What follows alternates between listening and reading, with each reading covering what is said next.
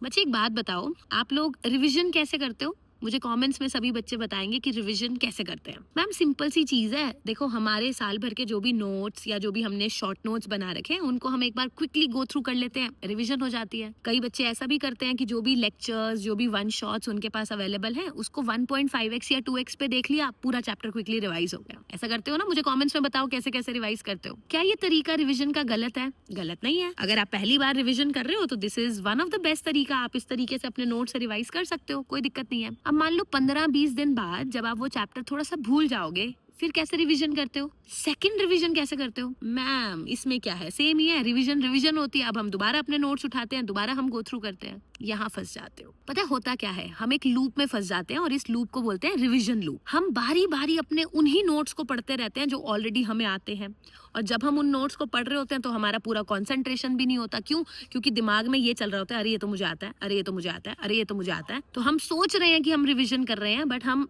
Revision कर नहीं रहे होते। अब मैं आपको दो चीजें बताती हूँ। आप ना एक पेन और पेपर लो और पूरा का पूरा जितना भी आपको याद है, जो भी चीजें आपको याद है, नेम, रिएक्शन, रिएजेंट्स, मैकेनिज्म, कुछ भी जितना याद है, आप उस A4 साइज के शीट पे लिख दो। वही तुमको आता है। जब टीचर की वीडियो स्क्रीन पर चल रही होती है या जब तुम्हारे नोट्स तुम्हारे सामने खुले होते हैं एंड यू फील कि हमें सब कुछ आता है, तब वो टीचर को सब कुछ आता है, तुम्हारी नोटबुक को सब कुछ आता है, ना कि तुमको। तो जब तुम पेपर पे पूरा का पूरा लिखते हो विदाउट ओपनिंग योर नोटबुक और without looking at the screen, तब तुम पेपर पे कितना लिख पा रहे हो उतना ही तुमको आता है। ये एक सच्चाई है। देखो अभी जब तुम प्लानर को फॉलो कर रहे हो तो क्या करते हो? प्लानर में डेली बेसिस पे जो आपकी थियोरी होती है उसको तुम रिवाइज कर लेते हो, ठीक है, परफेक्ट। इसके बाद जो हम क्लास में क्वेश्चंस डिस्कस करते हैं उन क्वेश्चंस की प्रैक्टिस करते हो, जो तुमसे नहीं बनते क्लास के बाद उन क्वेश्चंस को सॉल्व करते हो, परफेक्ट। उसके बाद तुम बूस्टर सेशंस करते हो। बूस्टर सेशंस क्यों करते हैं? क्योंकि मोस्ट इंपॉर्टेंट PYQs करने जरूरी है, परफेक्ट। कई बच्चे ऐसे होते हैं जिनको DPP करने का समय नहीं मिलता। जब आप सेकेंड रिविजन करोगे ये सोच के कि चलो मैं थियोरी रिवाइज कर लेता हूँ, उस टाइम थियोरी रिवाइज नहीं करनी, उस टाइम DPP उठानी है और DPP के क्वेश्चंस खुद से लगाने हैं। 25 में से कोई 10-12 क्वेश्चंस ऐसे होंगे जो तुमसे नहीं बनेंगे। जो बन रहे हैं ना, इसका मतलब उसके कॉरेस्पॉन्डिंग थियोरी तुमको आती है। जिन 10-12 क्वेश्चंस में तुम अटकोगे आफ्टर 15 डेज, केवल उन्हीं टॉपिक्स को तुम्हें रिवाइज करना है अपने नोट से। तो जो सेकंड रिवीजन कर रहे हो वो लेक्चर से नहीं करनी है, वो अपने शॉर्ट नोट से नहीं करनी है, वो अपने लॉन्ग नोट से नहीं करनी है।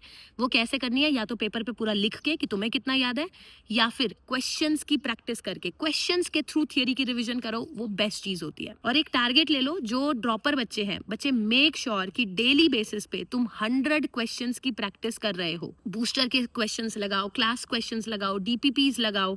इतना इतना रेगुलर बेसिस पे करोगे तब जाके कॉन्फिडेंस आएगा। अब मुझे फटाफट से कमेंट्स में बताओ कि तुम्हारे प्लानर का क्या अपडेट है, कहाँ तक पहुंची है गाड़ी।